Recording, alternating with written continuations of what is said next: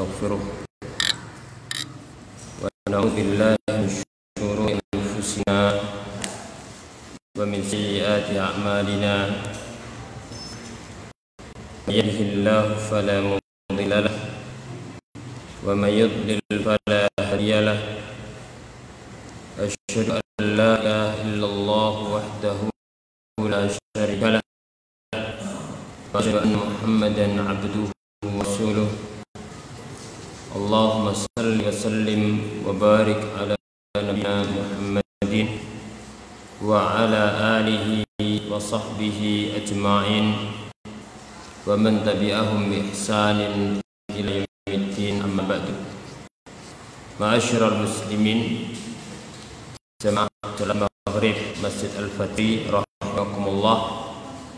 Alhamdulillah, kita bersyukur kepada Allah Subhanahu wa taala yang memberikan segala nikmatnya, yang memberikan rahmatnya kepada kita semua, sehingga kita dapat menjalankan ibadah paling agung setelah tauhid, yaitu salat wajib, yaitu salat maghrib, dan kita bisa melanjutkan dengan ibadah yang paling utama setelah kewajiban yang fardhu ain, yaitu belajar agama Allah Subhanahu wa taala. Dan sebagaimana telah kita ketahui bahwa ilmu agama merupakan fondasi kebaikan dunia dan akhirat. Apabila ilmu agama ada pada suatu daerah, maka daerah itu akan menjadi baik. Apabila ilmu agama yang benar tidak ada dalam suatu daerah, maka otomatis daerah itu akan rusak. Maka tersebarnya kajian Islam, tersebarnya ajaran Al-Quran dan Sunnah adalah merupakan salah satu wasilah besar dan merupakan andil dalam mengadakan perbaikan di tengah-tengah masyarakat.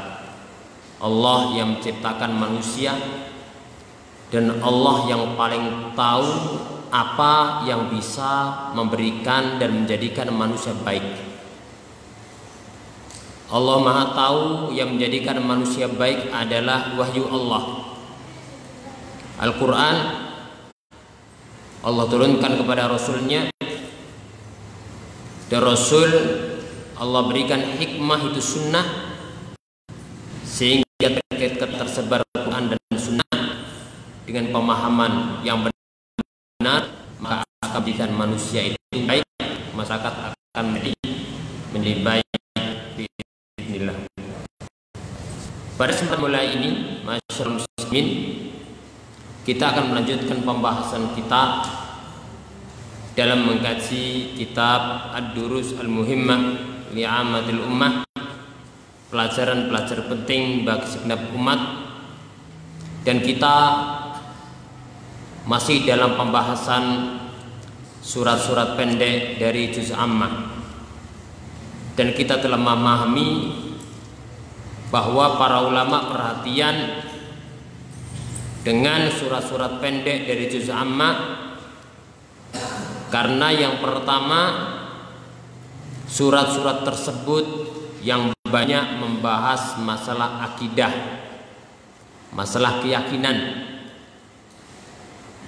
Dan akidah, keyakinan merupakan dasar dalam agama kita. Kemudian surat-surat pendek yang paling sering kita butuhkan dalam ibadah kita sehari-hari.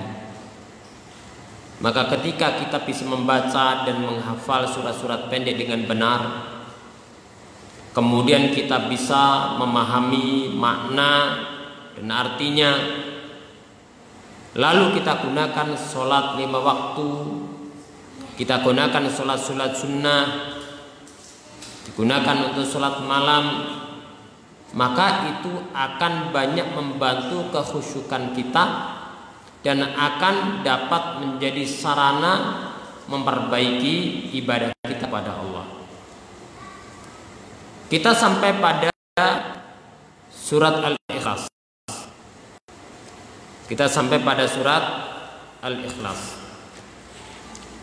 Surat Al-Ikhlas merupakan surat Makkiyah yang Allah turunkan sebelum Nabi Muhammad SAW hijrah ke Madinah. Sebelum kita belajar tentang tafsir surat ini, perlu kita mengetahui beberapa poin berkaitan dengan surat Al-Ikhlas. Yang pertama, apa intisari surat Al-Ikhlas? Yang kedua, mengapa dinamakan dengan surat Al-Ikhlas? Yang ketiga, apa kaitan surat ini dengan surat Al-Kafirun? Apa keutamaan surat Al-Ikhlas? Kemudian sebab turunnya surat Al-Ikhlas. Baru kemudian kita akan masuk pada tafsir daripada surat Al-Ikhlas. Yang pertama, inti daripada surat Al-Ikhlas adalah membahas tentang sifat-sifat Allah.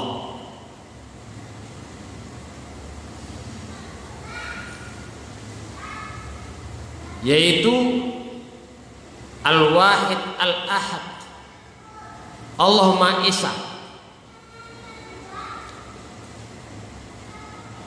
Dan nama Allah Al-Wahid Al-Ahad ini mencakup sifat-sifat kesempurnaan bagi Allah.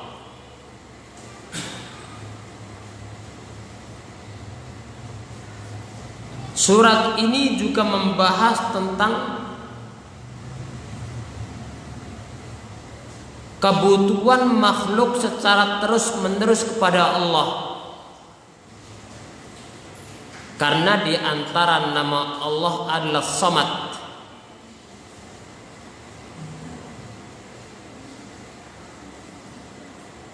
Karena di antara nama Allah adalah As-Samad, tempat bergantung, Maha sempurna, seluruh makhluk senantiasa butuh kepada Allah.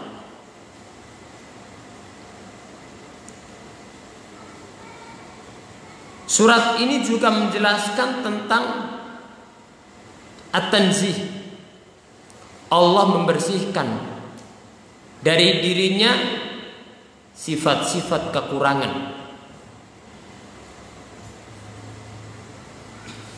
Sebagaimana Allah juga menjelaskan dalam surat ini, tidak ada kesamaan sedikit pun dan tandingan sedikit pun bagi Allah. Kemudian surat ini juga menjelaskan tentang sanggahan kepada orang-orang Nasara yang mana mereka menuduh Allah punya anak. At-Tatslits dengan akidah tatslits, tuan bapak, tuan ibu, tuan anak. Sekaligus sanggahan kepada orang-orang musyrikin yang mereka juga menisbatkan anak laki-laki bagi Allah Subhanahu wa taala dan keturunan bagi Allah Subhanahu wa taala. Maha suci Allah dari apa yang mereka ucapkan. Itu garis besar daripada surat Al-Ikhlas. Mengapa dinamakan dengan surat Al-Ikhlas? Satu surat terkadang memiliki banyak nama, termasuk surat Al-Ikhlas ini juga. Tapi yang nama paling masyhur adalah surat Al-Ikhlas.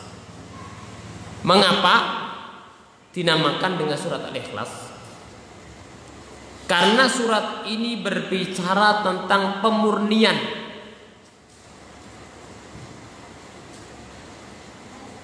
bagi Allah, tauhid bagi Allah. Pemurnian adalah tauhid, tauhid adalah pemurnian. Jadi khalusa itu artinya jernih, murni. Maka surat ini tatkala berbicara tentang pemurnian ibadah hanya kepada Allah, pembersihan ibadah agar tidak tujukan kecuali hanya kepada Allah, dan pembersihan dari segala sekutu dan sifat kekurangan bagi Allah, maka surat ini dinamakan dengan surat Al-Ikhlas. Al-Ikhlas artinya murni,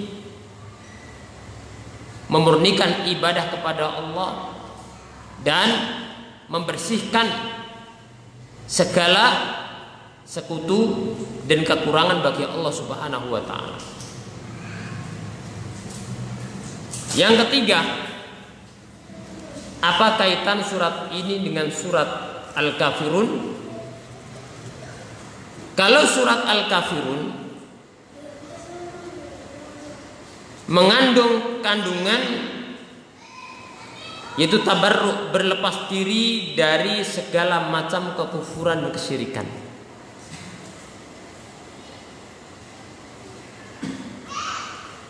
Adapun surat ini menetapkan tauhid bagi Allah, menetapkan tauhid bagi Allah Subhanahu wa taala, yang mana Allah mensifati untuk dirinya sifat-sifat kesempurnaan dan membersihkan segala tandingan bagi Allah. Dan dua surat ini sering digabungkan dalam ibadah, seperti sholat apa? 2 rakaat sebelum subuh, rakaat al-fajr. Rakaat pertama qul ya ayyuhal kafirun, rakaat kedua surat Al-Ikhlas. Salat apa lagi? Witir, ya. Witir. Jadi 2 rakaat terakhirnya witir itu Al-Kafirun, kemudian Al-Ikhlas. 2 rakaat setelah maghrib qul ya ayyuhal kafirun, kemudian qul a'udzu birabbin nas. 2 rakaat setelah tawaf. Rakaat pertama di belakang makam Ibrahim. Rakaat pertama surat Al-Fatihah qul ya ayyuhal kafirun, kemudian rakaat kedua surat An-Nas. Yang sama-sama berbicara tentang tauhid. Kalau witir itu penutup malam supaya tutup dengan tauhid. Kalau 2 rakaat sebelum subuh itu pembuka hari. Hari dibuka dengan tauhid, menunjukkan akan agungnya pembahasan ini. Yang keempat, keutamaan surat Al-Ikhlas. Surat Al-Ikhlas dinamakan menyamai sepertiga Al-Quran, menyamai sepertiga Al-Quran. Jadi seorang bisa mendapatkan keutamaan sepertiga Al-Quran dengan membaca surat Al-Ikhlas. Disebutkan dalam hadis riwayat Muslim dan Tirmidzi dari sahabat Abu Hurairah radhiyallahu taala anhu, Rasulullah sallallahu alaihi wasallam pernah bersabda, wahtashidu fa inni sa'aqra'u alaikum thulutsal Qur'an.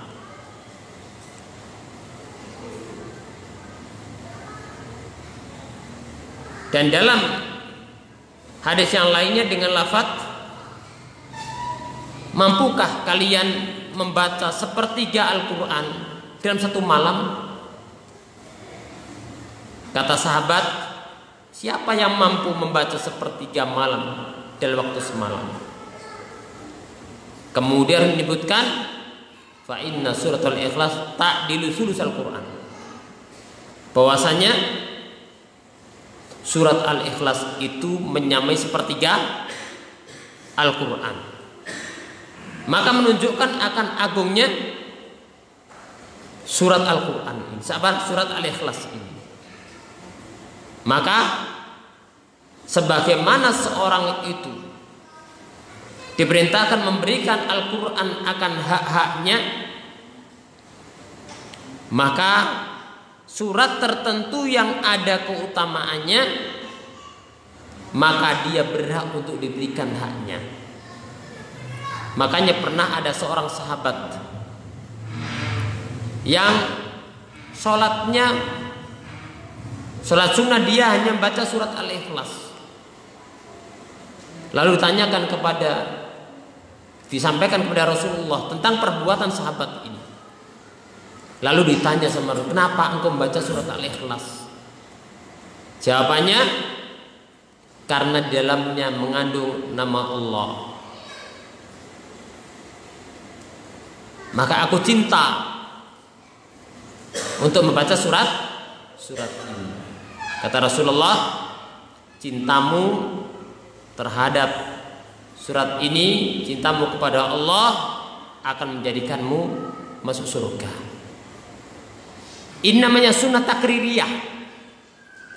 Sahabat tadi sebenarnya ijtihad dia, tapi yang menjadikan ini adalah suatu yang sabit tetap, bukan perbuatan sahabat tadi secara mandiri, tapi karena disetujui oleh Nabi Shallallahu Alaihi Wasallam.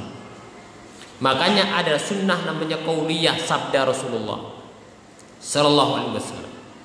Ada sunnah namanya fi'liyah, yaitu perbuatan Nabi Shallallahu Alaihi Wasallam. Dan ada sunnah namanya takririyah, ketetapan Nabi Shallallahu Alaihi Wasallam. Maka perbuatan sahabat tadi ditetapkan dengan sunnah Nabi Shallallahu Alaihi Wasallam, menunjukkan akan agungnya surat yang mulia ini. Kemudian yang kelima, apa sebab turunnya surat Al-Ikhlas? Disebutkan dalam hadis riwayat Imam Ahmad dan Tirmidzi dari sahabat Ubay bin Ka'ab, bahwasanya orang-orang musyrikin pernah mengatakan kepada Nabi Shallallahu Alaihi Wasallam, ya Muhammad, unsub lana rabbak, sebutkan nasab Tuhanmu. Maka Rasul terdiam. Maka turunlah firman Allah, qul huwallahu ahad. Katakan Muhammad, dia adalah Allah al-ahad, yang maha esa, tunggal. Allahus samad, Allah adalah tempat bergantung. Allah maha sempurna. Allah tidak butuh pada makhluknya, dan semua makhluknya butuh kepada Allah. Itu nama as-samad. Lam yalid wa lam yulad, yang menunjukkan kesempurnaan Allah. Allah tidak beranak dan Allah tidak diperanakkan. Wa lam yakul lahu kufuwan ahad, dan tidak ada baginya tandingan. Tidak ada seorang pun yang menjadi tandingan bagi Allah Subhanahu wa taala. Tidak ada tandingan bagi Allah Subhanahu wa taala. Jadi surat ini itu menjelaskan tentang Allah. Kalau diperinci, apabila ada yang bertanya, siapa Rabbmu? Jawabannya Allah. Siapa Tuhanmu? Allah.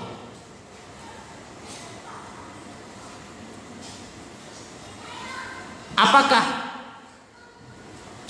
dia berbilang? Jawabannya Ahad, Allah Esa. Apa sifatnya? As-Samad, Allah maha sempurna. Allah tempat bergantung, tidak butuh kepada makhluknya, semua makhluknya butuh kepadanya. Dari mana asal usul nasabnya? Mana asal dan cabangnya? Manusia kan ada asalnya, orang tua, dan ada cabangnya ke anak. Dari Atasnya ada, bawahnya ada. Jawabnya apa? Lam yalid walam yulad. Tidak beranak dan tidak diperanakan. Apakah ada sesuatu yang menyerupainya? Jawabannya walam yakul lahu kufuwan ahad. Tidak ada serupa bagi Allah Subhanahu wa taala. Dan sekarang kita masuk pada penjelasan surat yang agung ini. A'udzu billahi minasyaitonir rajim. Bismillahirrahmanirrahim. Qul huwallahu ahad. Katakanlah Muhammad, katakan secara pasti, katakan dengan penuh keyakinan, karena seorang ketika mengatakan suatu dan suatu itu adalah suatu yang hak, maka tidak boleh sekedar di lisan, tapi keyakinan itu harus bersumber dari keyakinan. Dan keyakinan itu tidak akan muncul dengan benar kecuali dia memahami maknanya. Berarti katakan Muhammad dengan penuh keyakinan dan dibangun di atas ilmu. Dan ucapan kul di sini menunjukkan Al-Quran kalamullah. Dan perintah ini secara asal kepada baginda Nabi Shallallahu Alaihi Wasallam. Tapi masuk di situ adalah umat Islam.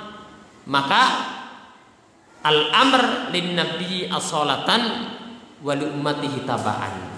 Secara asal perintah qul adalah kepada Nabi Shallallahu Alaihi Wasallam. Tapi umatnya juga masuk di situ untuk mengikrarkan akan tauhid. Qul huwallahu ahad. Allahu ahad, Allah adalah Maha Esa. Allah Maha Esa pada rububiyahnya. Allah Esa pada nama dan sifatnya. Allah Esa pada zatnya. Dan Allah juga Esa dalam uluhiyahnya. Sesembahan itu harus dimurnikan untuk Allah. Qadin hasarat fil ahadiyah. Keesaan Allah itu terbatas bagi Allah. Keesaan terbatas bagi Allah. Wa huwal ahad, Allah Maha Esa. Al-munfarid, yang tunggal bil kamal dengan kesempurnaan. Alladzi lahul asmaul husna wa sifatul kamilatul ulya wal af'al muqaddasah allati la nadhira lahu wa la mathila. Maka Allah memiliki nama-nama yang indah. Allah memiliki sifat-sifat yang sempurna lagi tinggi. Allah memiliki perbuatan-perbuatan yang suci. Tidak ada sekutu baginya dan tidak ada serupa bagi Allah.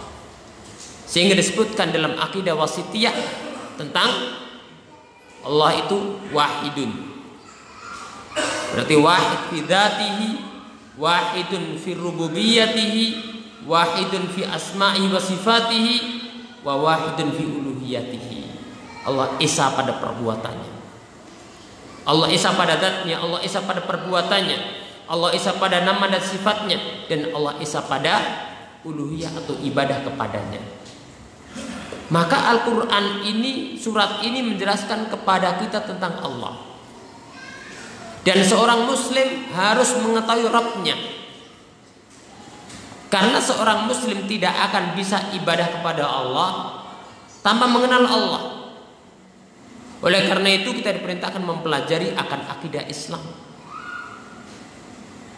Dan mempelajari nama dan sifat Allah itu penting sekali dan sangat punya peran besar dalam meningkatkan keimanan.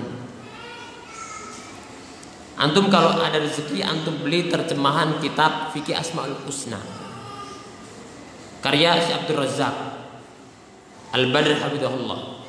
Kitab sangat bagus sekali, luar biasa, menjelaskan tentang fikih dan kandungan masing-masing nama Allah Subhanahu wa taala. Kemudian Allah menyebutkan Allahus Samad. Allah adalah tempat bergantung. As-Samad adalah Sayyidul Kamil, Tuhan yang sempurna, yang maha sempurna, yang tidak butuh kepada makhluknya, dan semua makhluknya butuh kepada Allah. Al-maqsud fi jamil hawaij, semua kebutuhan ditujukan kepada Allah. Seorang tertimpa suatu bencana, maka yang dapat mengangkat bencana hanya Allah. Wa anna ila rabbikal muntaha, segala sesuatu ujungnya kepada Allah. Seorang membutuhkan rahmat, maka minta kepada Allah. Wa anna ila rabbikal muntaha, segala sesuatu ujung-ujungnya kepada Allah. Fa ahlul alamil ulawi was sufali, dan penduduk alam, baik alam langit maupun alam bumi, muftakiruna ilaihi ghayatul iftiqar, semua sangat membutuhkan kepada Allah. Antum fuqara ilallah wallahu wal ghaniyul hamid, kalian manusia sangat butuh kepada Allah, sangat butuh kepada Allah, dan Allah maha kaya. Makanya manusia ini, kalau Allah Subhanahu biarkan, akan binasa manusia. Karenanya di antara doa Nabi Shallallahu Alaihi Wasallam pagi dan petang adalah Ya Hayyu Ya Qayyum bi rahmatika astaghfir, aslih li sya'ni kullahu wa la takilni tarafata ainin wa la takilni ila nafsi tarafata ainin. Ya Allah, Ya Hayyu, yang maha hidup, Ya Qayyum, yang maha tegak, bi rahmatika astaghfir, dengan rahmatmu aku mohon pertolongan. Aslih li sya'ni kullahu, perbaikilah seluruh keadaanku. Wala takilni ila nafsi tarafata, jangan kau serahkan diriku padaku ya Allah, sekejap mata pun jangan kau serahkan pada diriku. Manusia kalau diserahkan pada dirinya akan hancur, manusia akan rusak, tidak akan dapat hidayah, karena hidayah itu Allah yang berikan. Tidak akan mendapatkan kebaikan dunia maupun akhirat, karena kebaikan dunia akhirat ada di tangan Allah. Yas'aluna hawaijahum, semua alam langit maupun bumi, makhluk-makhluk langit maupun bumi, semua butuh dan minta kepada Allah. Wa yarghabuna ilaihi fi muhimmatihim, mereka ingin mendapatkan apa saja yang menjadi kebutuhan mereka. Kenapa? Li'annaul kamil fi awsafihi. Kenapa semua itu minta kepada Allah? Karena Allah maha sempurna pada sifat-sifatnya. Al-alim alladzi kamula fi ilmi, Allah maha mengetahui, yang maha sempurna akan ilmunya. Karena manusia tahu sebagian, tidak tahu sebagian. Tahu yang depannya, tidak tahu yang belakangnya. Tahu yang dia lihat, tidak tahu yang dia lihat. Penuh dengan kekurangan. Tapi Allah Al-Alim alladzi kamula fi ilmi, yang sempurna akan keilmuannya. Tidak ada sedikit pun yang lepas dari ilmu Allah Subhanahu wa taala. Al-Alim alladzi kamula fi ilmi, yang sempurna akan keilmuannya. Al-Halim alladzi kamula fil ilmi, Allah maha lembut, Allah maha lembut, Allah maha kasih sayang, dan maha sempurna kelembutan dan kasih sayangnya.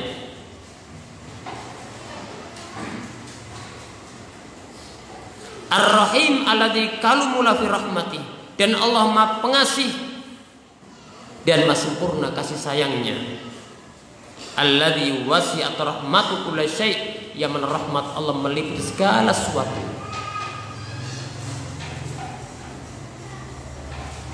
Wasi'at kulla syai', meliputi segala sesuatu. Inna rahmati sabaqat ghadabi, kata Allah. Sesungguhnya rahmatku mengalahkan kemurkaanku. Wasi'at rahmati kulla syai', kata Allah. Dan rahmatku meliputi segala sesuatu. Maka sebutkan dalam hadits qudsi, sebutkan oleh Nabi sallallahu alaihi wasallam, sebutkan oleh Nabi sallallahu alaihi wasallam, rahmat Allah itu 100. Allah turunkan di muka bumi hanya satu rahmat. Muslimnya dapat, kafirnya dapat, yang taat dapat, yang tidak dapat taat, manusianya, hewannya dapat, hewan yang Cina, hewan yang jelata, hewan yang yang muftaris, hewan yang pemangsa, buas, semua dapat dari rahmat Allah yang turunkan di muka bumi satu. Satu rahmat ini untuk mukminnya, kafirnya, manusianya, jinnya, hewannya, semua dapat. Sehingga kebaikan dunia itu Allah untukkan mukminnya dan Allah inginkan non mukminnya, semua dapat kalau dunia. Tapi kalau perkara akhirat tidak Allah berikan kecuali bagi yang Allah cintai. Dunia Allah berikan kepada man ahab wa man lam yuhib, yang cintai maupun tidak dapat bagian dunia. Tapi kalau kebaikan akhirat Allah tidak berikan illa man yuhib, kecuali kepada orang yang Allah cintai. Ada 99 rahmat Allah simpan buat orang-orang yang beriman. Mala ainun ra'at wala udun sami'at wala khatar ala qalbi bashar. Yang mana kenikmatannya itu belum pernah dilihat oleh mata. Segala kebaikan yang kita lihat di dunia itu tidak bisa disamakan dengan kebaikan di surga. Kalau ada kesamaan nama, itu hanya sebatas nama, hakikatnya jauh berbeda. Wala udhun sami'at, dan belum pernah terdengar oleh telinga. Kalau ada nama disebutkan dalam Al-Quran tentang nikmat-nikmat surga, kita dengar, itu hanya sebatas nama, hakikatnya berbeda. Wala khatara ala qalbi bashar, dan belum pernah terlintas dalam benak manusia. Terlintas saja tidak pernah. Semua hal yang dari kenikmatan dunia yang terlintas dalam benak kita itu suatu yang hebat, luar biasa kenikmatannya, tidak sebanding dengan kenikmatan yang disediakan kepada orang-orang yang beriman.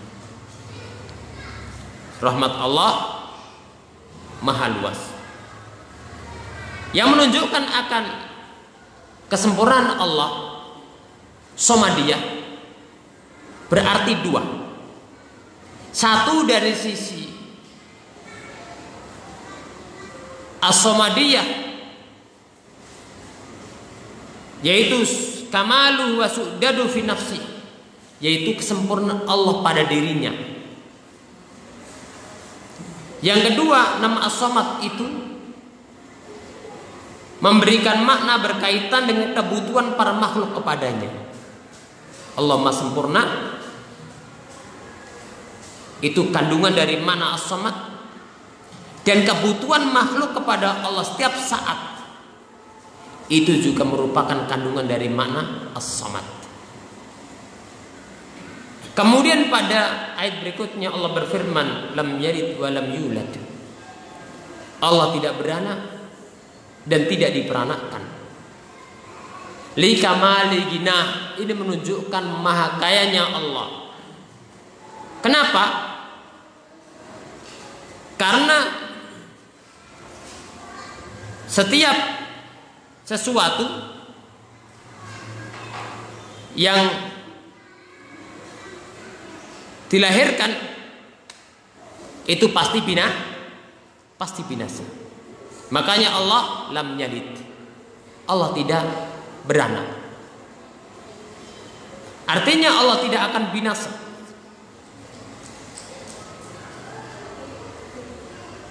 Karena tidak ada sesuatu yang dilahirkan kecuali dia akan binasa. Walam yulad, Allah tidak beranak dan Allah tidak diperanakkan. Bukan sebelumnya tidak ada kemudian ada tidak. Sehingga Allah menyebutkan tentang namanya wal awwal wal akhir wal zahir wal batin wa huwa bikulli syai'in alim. Dia Allah yang maha awal, Allah maha akhir, Allah maha zahir, Allah maha batin. Ditafsirkan oleh baginda Nabi sallallahu alaihi wasallam, wal awwalu laisa qablahu syai', yang tidak ada sesuatu pun yang mendahulunya. Wal akhir laisa ba'dahu syai', tidak ada sesuatu pun yang membelakangi Allah Subhanahu wa taala. Wal zahir, tidak ada sesuatu, laisa fawqahu syai', tidak ada sesuatu yang melebihi Allah Subhanahu wa taala.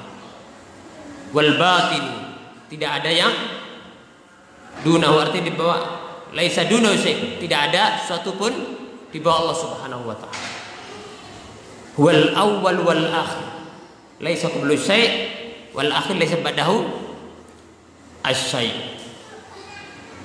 Maka firman Allah lam yalid wa lam yulad ini menunjukkan maha as-samadiyah, maka sempurnaan Allah Subhanahu wa taala.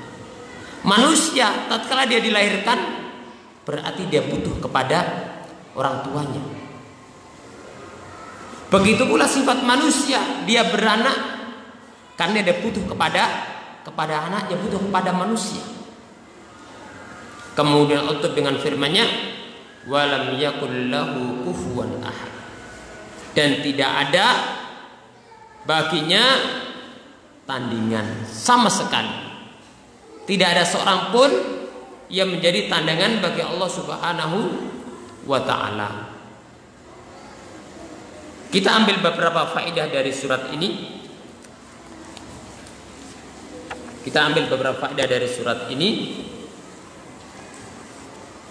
Yang pertama menunjukkan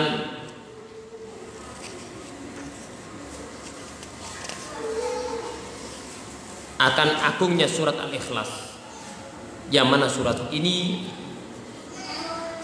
keutamaan pahalanya menyamai sepertiga Al-Quran.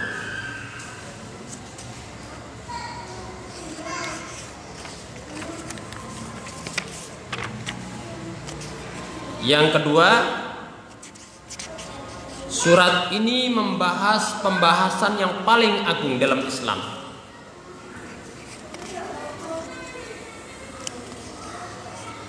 yaitu akidah tauhid.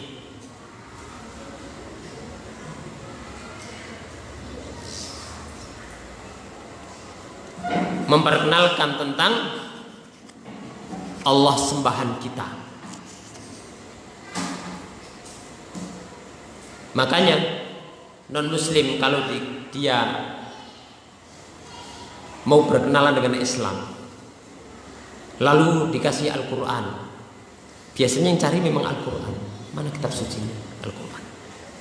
Kemudian dia baca, biasanya baca dari kanan dari kiri. Mesti dari, kalau antum dari kanan sudah tahu. Kalau non muslim kira-kira kalau buka buku dari mana? Dari kiri mesti. Dari kiri. Apa yang dijumpai? Surat An-Nas. Qul a'udzu birabbin nas. Itu memperkenalkan tentang Allah. Malikin nas, ilahin nas, min syarril waswasil khannas, alladzi yuwaswisu fi sudurin nas minal jinnati wan nas. Dia buka lagi. Qul a'udzu birabbil falaq, min syarri ma khalaq, wa min syarri ghasiqin idza waqab, wa min syarri naffatsati fil 'uqad, wa min syarri hasidin idza hasad. Menjelaskan tentang Allah dan baiknya Islam. Islam menyelamatkan dari segala keburukan. Dia buka lagi, ketemu surat Al-Ikhlas. Qul huwallahu ahad. Dia akan kenal sembahannya dengan sempurna. Qul huwallahu ahad. Allahumma isa. Allahus samad. Allah tempat bergantung. Allah maha sempurna, tidak butuh pada makhluknya. Semua makhluk butuh kepadanya. Lam yalid wa lam yulad.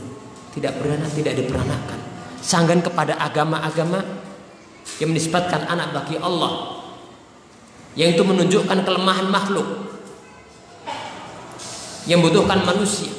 Tapi Allah lam yalid wa lam yulad wa lam yakul lahu kufuwan ahad. Maka surat ini menjelaskan kepada kita perkara paling agung, yaitu pembahasan tentang akidah tauhid, tentang Allah, tentang namanya, tentang sifatnya, tentang kesempurnaannya. Kemudian yang ketiga,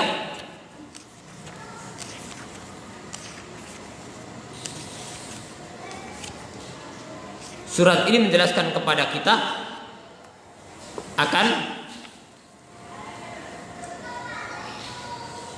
kenabian Nabi Muhammad sallallahu alaihi wasallam, yang mana kewajibannya hanya menyampaikan. Ketika orang musyrikin tanya kepadanya, sebutkan nasab padaku, maka turunlah surat ini. Rasul menyampaikan dan penuh kefasihan. Orang-orang Arab itu ahli bahasa, ahli sastra, karena bahasa Arabnya asli, tapi tidak akan bisa mendatangkan surat-surat Al-Quran. Maka qul wallahu haqqul, kata Muhammad, ini menunjukkan tanda kenabian Nabi Muhammad sallallahu alaihi wasallam. Yang keempat, batilnya menisbatkan anak bagi Allah Subhanahu wa taala. Yang ini sanggan kepada orang-orang Nasara, sanggan kepada orang-orang musyrikin. Yang keberapa? Kelima. Yang kelima, kewajiban memberikan ibadah murni kepada Allah. Kewajiban memberikan ibadah murni kepada Allah. Tidak ada sekutu baginya.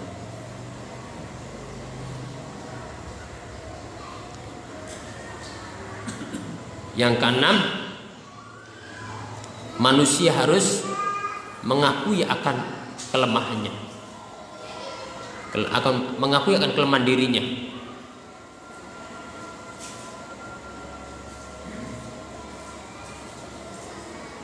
Dan harus mengagungkan kemuliaan Allah Subhanahu wa ta'ala dan maha kayanya. Dia dari As-Samad.